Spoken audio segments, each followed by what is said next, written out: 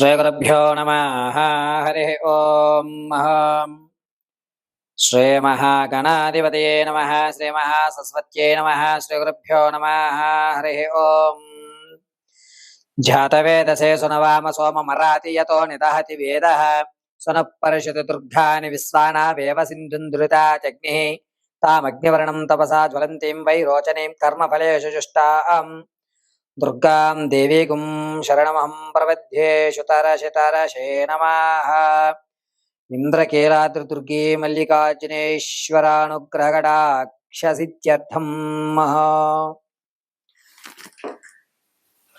ఈ జూన్ నెలలో 7వ తారీఖు నుండి కూడా కుజుడు కేతువు అగ్నిస్థానానికి ప్రవేశించడం వల్ల ద్వాదశ రాశుల వారికి ఏ విధమైనటువంటి విపత్తులు రాబోతున్నాయి, ఏ విధమైనటువంటి అదృష్టం కలగబోతోంది, ఏ విధమైనటువంటి అనారోగ్య సమస్యలు ఎదురవుతాయి, ఆర్థికంగా లాభపడుతున్నారా నష్టపోతారా అనేటువంటి విషయాన్ని పరమేశ్వరి అనుగ్రహంతో యథాశక్తానుసారము నాకు అమ్మవారు కలగజేసిన జ్ఞానయుక్తంతో మీ అందరికీ కూడా ఈ 12 రాశుల వారికి కుజుడు కేతువుతో జూన్ 7వ తారీఖు నుంచి జూలై 26 తారీఖు వరకు కూడా కేతువుతో కుజుడు ఉండడం అనేటువంటిది ఈ 2 నెలల్లో జరిగేటువంటి విపత్తులను మీ ముందుకు తెలియజేయడానికి వచ్చుచున్నాను. అదేవిధంగా ప్రతి రాశి వారు కూడా ఈ 2 నెలలు ఆర్థికంగా ఆరోగ్యంగా ఏ విధంగా నిలబడాలి, ఆ సమస్యల నుంచి ఏ విధంగా గట్టెక్కాలి, తమ అనుకున్న కార్యక్రమం దిగ్విజయం చేయాలి అంటే ఏ దేవతను అర్చన చేయాలి, ఏ దేవతామూర్తిని మనం పూజించుకోవాలి, ఏ విధంగా ఆ సమస్య నుంచి మనం గట్టెక్కాలి అనేటువంటి విషయాన్ని నాకు పరమశివుడు కలగజేసిన జ్ఞానం మేరకు మీకు తెలియజేయడం జరుగుతూ ఉంటుంది. ఈ యొక్క కుజుడు కేతువు ఇరువురు కూడా అగ్నిస్థానంలో నిలబడి ఉండడం, అందలి కూడాను చాలా ఆలోచనాయుక్తంతో కేతువు వేగరంగా తన ఆలోచనల్ని పరిగణించడం, కుజుడు అంత కంగారు పడకుండా నెమ్మదస్తంతో మనం అడుగు వేయాలి అనేటువంటి విషయాన్ని తెలియజేయడం జరుగుతుంది. ఇలా ఈ ఇరువురు కూడా ఒక స్థలయుక్తంలో నిర్మాణం అయ్యి మన యొక్క జాతక చక్రంలో తమ స్థితిని మార్చుకునేటువంటి విధానాన్ని అనుసరించి ఈ 2 నెలల్లో కూడా వారు ప్రతి జాతకుడి యొక్క భవిష్యత్తుని అంటే జరగబోయేటువంటి 2 నెలల్ని 60 రోజుల్ని మనల్ని వారు ఆదేశిస్తారు. ఈ ఆదేశాల్లో ఎంతటి ఇబ్బందులు కలగకుండా మనం దాన్ని అధిగమించుకోవడానికి తీసుకోవలసిన జాగ్రత్తలు అనేటువంటివి మీకు తెలియజేయడం జరుగుతుంది.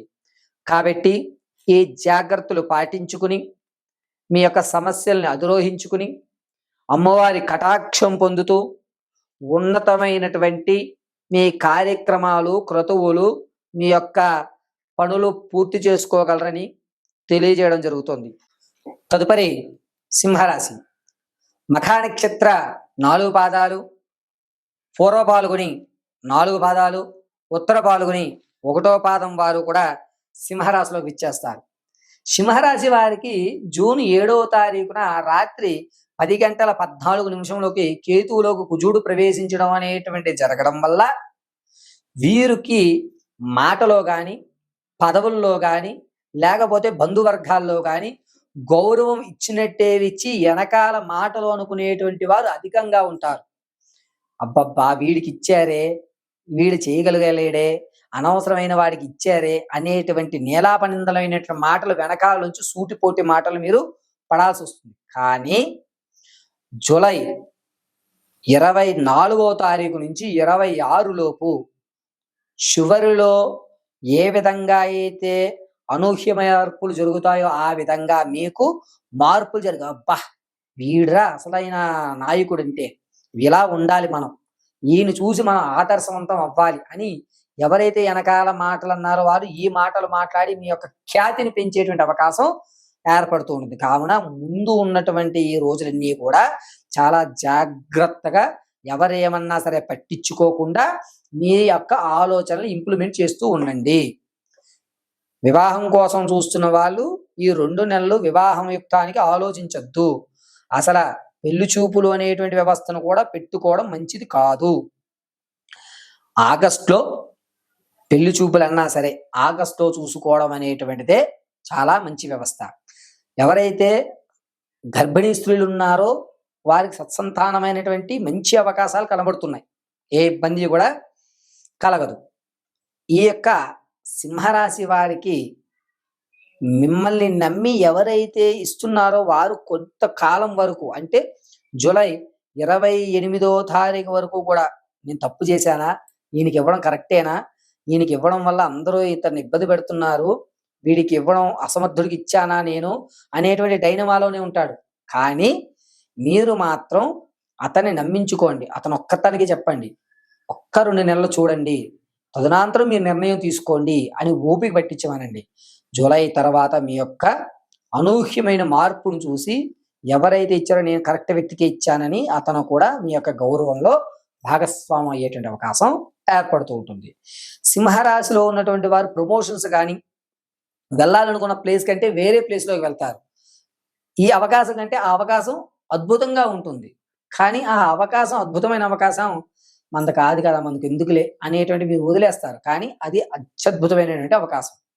మీరు ప్రమోషన్లో ముంబై వెళ్ళాలనుకుంటున్నారనుకోండి, కానీ ప్రమోషన్లో బెంగళూరు ఇస్తారు.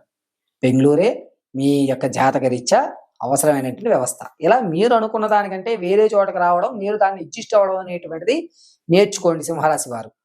ఈ 2 నెలలు తదనంతరం ఆగస్టు నుంచి కూడా మంచి ఫలితాలు ఇప్పుడు ఏదైతే నిలబెట్టారో దాని వ్యవస్థను మీరు అందిపుచ్చుకుంటూ ఉంటారు. ఇక ఎవరైతే మీ మేధా సంపత్తికి ఇంతకు ముందు పరిష్కారం చూడలేడు, వీడు ఎందుకు మనకి అనేటువంటి వారు ఎవరైతే ఉన్నారో వారు మీ చుట్టూ బెల్లం చుట్టూ ఏగల్లాగా చేరడం, ధనపరంగా మీరు నిలబడడం, రావాల్సిన డబ్బు రావడం, మీరు కాస్త ఆర్థికంగా ఆ స్థాయిని ఎక్కి కూర్చుంటారు. డబ్బులు వస్తాయి, వచ్చాయి కదా అని చెప్పి దాన్ని విచ్చలవిడిగా ఖర్చు పెట్టుకోకుండా ఉండడం మంచిది. అంటే అనవసరమైన దానికి కూడా మీరు డబ్బులు వెచ్చించేటువంటి అవకాశం ఏర్పడుతుంటుంది. దీన్ని మీరు చాలా జాగ్రత్తగా గుర్తుపెట్టుకోండి. మొండి బాకీలు ఎవరైతే ఉన్నాయో అవి వస్తాయి. వచ్చాయి కదా అని చెప్పి అన్నీ కూడా మీరు దాన్ని వృధా చేసుకోకండి. సింహరాశి వారు ప్రతి నిత్యము కూడా నరదిస్థితి నల్ల బొట్టు దొరుకుతుంది.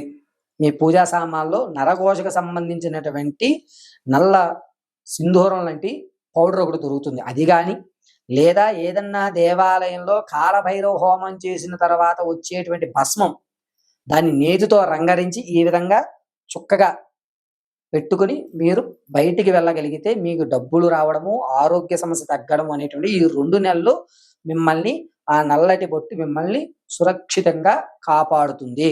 పరమేశ్వరార్పణం. ప్రతి నెల కూడా కొన్ని విశిష్టమైనటువంటి రోజులు అనేటువంటివి ఏర్పడుతూ ఉంటాయి.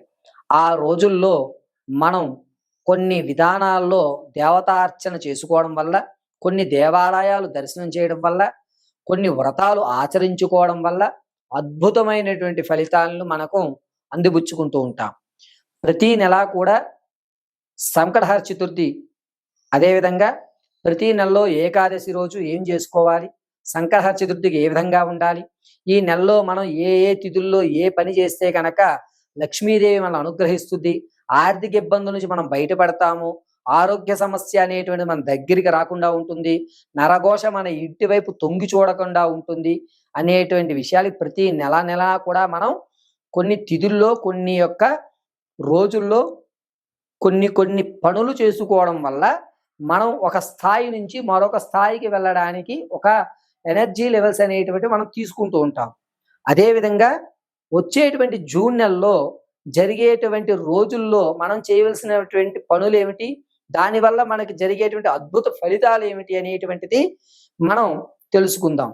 ఈ తారీఖుల్లో నేను చెప్పేటువంటి ఈ తారీఖుల్లో నేను చెప్పిన విధంగా మీరు పూజ ఆచరించుకోవడం, లేదా ఆ క్రతువుని అనుసరించి లేకపోతే ఆ విధానాన్ని మీరు ఆచరణ చేయడం వల్ల మీకు మంచి ఫలితాలు అనేటువంటివి ఖచ్చితంగా ఏర్పడతాయి.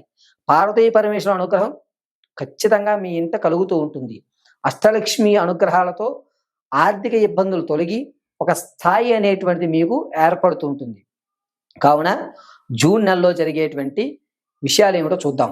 ముందుగా జూన్ నెలలో 6వ తారీఖు ఏకాదశి శుక్రవారం రోజున గాయత్రి జయంతి అని అంటారు. ఆ రోజు శుక్రవారం రావడం, అందులోనూ ఏకాదశి కలిగిక రావడం, గాయత్రీదేవిని ఆరాధించడం అనేటువంటిది సకల రోగాలకి, ఆర్థికమైనటువంటి ఎన్నో ఇబ్బందులు పడుతున్న వారికి గాయత్రీదేవి అద్భుతమైనటువంటి మహత్యాన్ని కలగజేసేటువంటి దేవతామూర్తి. కాబట్టి 6వ తారీఖున శుక్రవారం రోజు ఏకాదశి తిథి నందు ప్రతి ఒక్కరూ కూడా తెల్లవారుజామున 6:30లోగా ఇంటిని శుభ్రంగా గావించుకుని తులసి మొదటి యందు చక్కగా కాస్త నీళ్లు ఉంచి పసుపు కుంకుమ కాస్త గంధము 2 అగరబత్తులు వెలిగించుకుని యథాశక్తానుసారం అనుష్ఠాన పరులు ఎవరైతే అంటే మంత్రం ఉపదేశం తీసుకున్నటువంటి వారు ఎవరైతే ఉంటారో వారు ఎర్రటి 5 మందారాలు చేతిలో పట్టుకుని గాయత్రి మంత్రాన్ని కానీ లేదా మీ అనుష్ఠానమైనటువంటి దేవతామూర్తి అనుష్ఠానం కానీ గావించుకోవడం. గురుగారు మాకు ఎటువంటి మంత్రోపదేశం లేదు అన్నటువంటి వారు ఓం ఐం శ్రీమాత్రే నమః అని 108 సార్లు పట్టించుకుని ఈ 5 మందారాలని కళ్ళగద్దుకుని 5 వైపులా అంటే 4 దిక్కులా కూడా 4 మందారాల నుంచి మరొక మందారాన్ని తులసి పై భాగంలో ఉంచగలిగితే గనక వారికి గాయత్రీదేవి అనుగ్రహం పరిపూర్ణంగా కలిగి 6th సెన్స్ అనేటువంటిది ప్రారంభమయ్యి మీ యొక్క సమస్యలకు పరిష్కారం అనేటువంటిది ఏర్పడుతుంది. అదేవిధంగా 7వ తారీఖు ద్వాదశి అంటే శనివారం రోజు, తదుపరి రోజే శనివారం. ఏకాదశి ఉపవాసం ఉన్నవారు ద్వాదశిన ఆ ఉపవాసాన్ని విడిచిపెడతారు. ద్వాదశి శనివారం రోజున వైష్ణవ రామలక్ష్మణ ద్వాదశి యుక్తము అంటారు దీన్ని. కాబట్టి ఎవరికైతే ఆర్థికంగా ఇబ్బంది పడుతున్నారో అంటే అప్పు కూడా పుట్టకుండా ఎవరైతే ఇబ్బందులు పడుతున్నారో వారు ఈ 7వ తారీఖు శనివారం రోజున వేకువజామున 6:30లోగా ఇల్లంతా శుభ్రంగా గావించుకుని 7:42 లోపు మీ చేతిలో తులసి దళాన్ని ఉంచుకుని పురుష సూక్తాన్ని గాని లేదా సుప్రభాత సేవను గాని వింటూ శ్రీమన్నారాయణాయ నమః, శ్రీమన్మహానారాయణాయ నమః, శ్రీ మహాదేవదేవాయ నారాయణాయ నమః అంటూ 108 సార్లు పఠించి ఆ తులసి దళాన్ని కళ్ళగద్దుకుని మీ పూజా మందిరంలో వెంకటేశ్వర స్వామి వారి పాదాల దగ్గర పెట్టి వరిపిండితో నేతితో దీపారాధన, వరిపిండిని తీసుకుని దీప ప్రమిదలోగా ఏర్పరచుకుని అందులో నెయ్యి పోసి దీపారాధన చేయడం వల్ల 7వ తారీఖు శనివారం ద్వాదశి సంఖ్యాపరంగా కూడా 7 అనేటువంటిది శనీశ్వరునికైతే ఇష్టమైనటువంటి సంఖ్యాపరిమాణం. కాబట్టి ఆ రోజు నారాయణ కటాక్షం కలిగి ఆర్థిక ఇబ్బంది అనేటువంటిది పూర్తిగా తొలగేటువంటి అవకాశం ఏర్పడుతుంది. ఇక జూన్ నెలలోనే 10వ తారీఖున మంగళవారం రోజు ఉదయం 10:47 తర్వాత పౌర్ణమి అనేటువంటిది ఏర్పడుతుంది. అంటే మంగళవారం సాయం సంధ్య వేళ మనకి పౌర్ణమి ఉంటుంది పూర్తిగా. కాబట్టి మంగళవారం రోజు సాయంత్రం వేళ 7:42 గౌరీదేవి పూజ చేయడం వల్ల ఎవరైతే మీ యజమానులు అంటే మీ భర్త అనారోగ్యంగా ఉన్నా, అదేవిధంగా మీ భార్య అనారోగ్యంగా ఉన్నా, మగవారైతే ఏదన్నా దేవాలయంలో అమ్మవారి దేవాలయంలో తెల్లటి మల్లె పువ్వులతో మంగళవారం రోజు 10వ తారీఖున మంగళవారం రోజు మల్లె పువ్వులతో అమ్మవారి అర్చన గావించడం. అదేవిధంగా ఆడవారైతే అమ్మవారికి ఒక మల్లె పువ్వు కాస్త కుంకుమ తీసి అమ్మవారి పాదాల వద్ద గౌరీదేవి అష్టోత్తరం చదువుతూ పూజ చేయడం వల్ల మీ యొక్క భర్త ఆరోగ్యం లేదా మీ యొక్క భార్య యొక్క ఆరోగ్యము కుదుటపడి గండం నుంచి గట్టెక్కేటువంటి అవకాశం ఈ మంగళవారం రోజు 10వ తారీఖున అమ్మవారి కటాక్షంతో పౌర్ణమి యుక్తంతో నడుస్తుంది. ఇక 11వ తారీఖు నుంచి కూడా గురుమూఢమి ప్రారంభం. 11వ తారీఖు తర్వాత అంటే జూన్ 12 నుంచి ముహూర్తాలు అనేటువంటి అంటే వివాహానికి కానీ ఉపనయనానికి కానీ గృహప్రవేశానికి కానీ 11 తర్వాత ముహూర్తాలు ఉండవు. గురుమూఢమి ప్రారంభం అవుతుంది. ఒక నెల రోజుల పాటు ఈ విషయం నడుస్తూ ఉంటుంది. ఇక 14వ తారీఖున సంకటహర చతుర్థి. 14 శనివారం సంకటహర చతుర్థి. ఎవరైతే సంకటహర చతుర్థి గణనాథుడికి నమస్కారం చేస్తూ 5 మాసాలు అంటే నెలకు ఒకసారి సంకటహర చతుర్థి వస్తుంది. 5 నెలలు ఉదయమే 6 గంటలకల్లా ఇల్లంతా శుభ్రం గావించుకుని 6:30 కల్లా స్నానాన్ని పూర్తి చేసుకుని ఏదన్నా గణపతి దేవాలయంలో కొబ్బరి నూనెతో దీపారాధన చేసి, అయ్యా నాకు తీరని కోరిక ఉంది అంటే మీరు ఎప్పుడూ కూడా ఈ ఈ సమస్య గట్టెక్కేయాలి అనుకుంటాం కానీ, లేకపోతే ఈ సమస్య నుంచి నేను బయటపడిపోయి ఆనందంగా ఉండాలని కానీ ఏ కోరిక అయితే ఉంటుందో, మిమ్మల్ని చికాకు పెట్టేటువంటి కోరిక ఏదైతే ఉంటుందో ఆ కోరికను గణపతి ముందు చెప్పుకుని కొబ్బరి నూనెతో దీపారాధన చేసి ఉదయం అంతా కూడా ఉపవాసం గావించి సాయంత్రం వేళ 7:30 స్వామివారికి పంచామృతాలతో అభిషేకం గావించి ఉండ్రాలు నైవేద్యం సమర్పించి ఆ ఉండరంలో ఒక 5 ఉండరాలు మీరు మీ పిల్లలు భుజించగలిగితే గనక అద్భుతమైన ఫలితం, సంకటహర చతుర్థులు చేయడం వల్ల అద్భుతమైన ఫలితం కలిగి గణపతి కటాక్షం వల్ల మీ కష్టం అనేటువంటి తీరిపోతుంది. ఉదయం అంతా ఉపవాసం ఉండాలి, సాయంత్రం వేళ చంద్రుని చూసి భోజనం ఆచరించాలి. ఇది 14వ తారీఖున సంకటహర చతుర్థి శనివారం రోజు జరుగుతూ ఉంటుంది. ఇక 27వ తారీఖు నుంచి కూడా పూరిలో జగన్నాథుని యొక్క రజక్రములు బయలుదేరుతూ జగన్నాథ స్వామి వారి యొక్క శోభాయమైనటువంటి యాత్రకి ప్రారంభమైనటువంటి రోజు 27వ తారీఖు శుక్రవారం రోజు. శుక్రవారము మహాలక్ష్మీదేవి అనుగ్రహంతో పూరి జగన్నాథ రథయాత్ర కార్యక్రమాలు ప్రారంభమవుతూ ఉంటాయి. కాబట్టి 27వ తారీఖు ఉదయం 6:30 గంటలలోగా ఇల్లు శుభ్రం గావించుకుని మీ ఇంటి నందు ఉన్నటువంటి లక్ష్మీదేవికి అష్టోత్తర శతనామాలు చదువుకుంటూ తులసి దళాన్ని సమర్పించి శ్రీమన్నారాయణాయ నమః అంటూ ఎవరైతే పూరి జగన్నాథుని యొక్క కొలుస్తారో వారి ఇంట అష్టలక్ష్ములు కొలువు తీరేటువంటి అవకాశం ఏర్పడుతూ ఉంటుంది. ఇక 29వ తారీఖు నుంచి బోనాలు ప్రారంభం. తెలంగాణ వాసులకి అదేవిధంగా ఆంధ్రాలో ఉన్నటువంటి గ్రామ దేవతలకి అత్యంత ప్రీతికరమైనటువంటి బోనాల కార్యక్రమం అనేటువంటిది 29వ తారీఖు నుంచి ప్రారంభమవుతూ ఉంటాయి. ఈ బోనాలు ఎవరైతే అమ్మని త్రికరణ శుద్ధిగా నమ్మి బోనం సమర్పిస్తారో మరుసటి ఏడాది బోనం ఎత్తే సమయానికి మీ ఎంతటి కష్టమన్నా సరే అమ్మవారు తీసి పక్కన పెడుతుంది. అమ్మవారి పాదాలను మర్చిపోకుండా బోన కార్యక్రమాలు ఏర్పరచుకుని అందరూ కూడా అమ్మవారి కృపా కటాక్షాలకు లోబడి ఈ జూన్ నెలలో నేను చెప్పిన ఈ తిథుల్లో మీరు పూజలను ఆచరించినట్లయితే గనక మీ కష్టం అనేటువంటిది దూరం అయ్యి సుఖ సంతోషాలతో ఆ యొక్క నారాయణీ అనుగ్రహం పరిపూర్ణంగా కలుగుతుంది. పరమేశ్వర అనుగ్రహ సిద్ధ్యర్థం. అయిపోయింది శ్రీ